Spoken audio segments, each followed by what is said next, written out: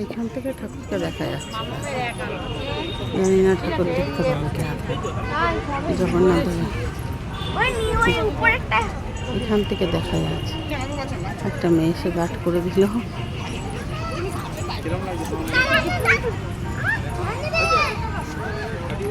ঠাকুর চাইছে না, ঠাকুরকে দেখো পুরো মন্দিরের ফটোটা।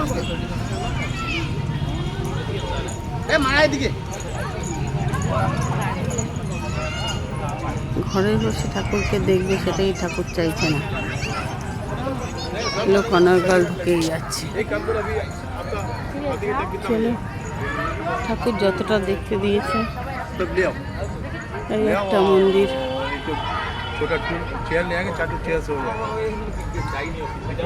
এটাও সুন্দর করে তৈরি করা। এদিকে একটা আছে মন্দিরের আদপে।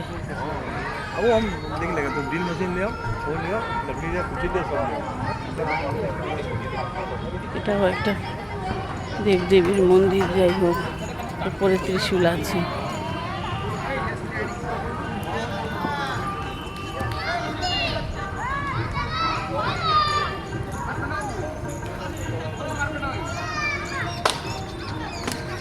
সুন্দর পরিবেশটা, রথের চাকা করা আছে দেখো পুরো মন্দিরটায়।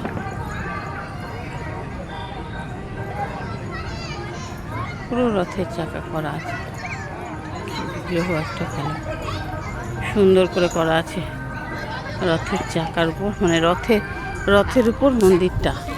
এটা এরকম করেছে পুরো রথের উপর মন্দিরটা।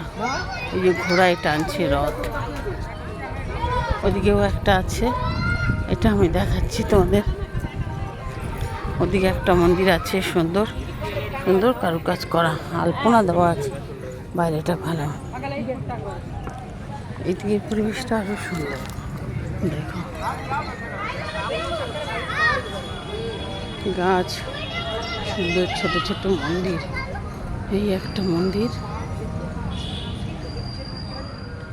এই একটা মন্দির, পেছনে দেখো আর একটা মন্দির।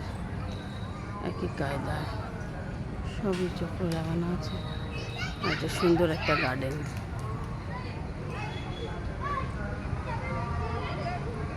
খুবই ভালো লাগছে দেখতে, অপূর্ব লাগছে দেখতে গাছের এই গার্ডেনটা। গার্ডেনে আবার সুন্দর সুন্দর মূর্তিও করা আছে, সেটা দেখো। একটু পরেই লাইট জ্বলবে, তখন এই মূর্তিতে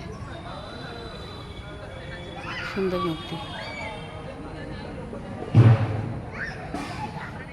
মূর্তিটা সুন্দর না বেশ? এই জায়গায় জায়গায় এরকম মূর্তি আছে। বাগানটা বেশ সুন্দর, সবুজ ঘাস, এটা মনে হচ্ছে সবেদা গাছ, খেজুর গাছ, পাম গাছ, অনেক গাছ করা আছে। আর ওই দেখো অশোক স্তম্ভর লাইটটা জ্বলবে এখন, জ্বলছে। এই চাকা, রথের চাকার লাইটটা একবার করে জ্বলছে, একবার করে নিচ্ছে। আর এটা তো সবাই গুন্ডিচি বলে নাকি, সেটা জড়িয়ে ধরে সবাই। ওই রথের চাকাটা দেখো কি সুন্দর লাগছে, সুন্দর লাইটিং করেছে, একবার জ্বলছে একবার নিভছে।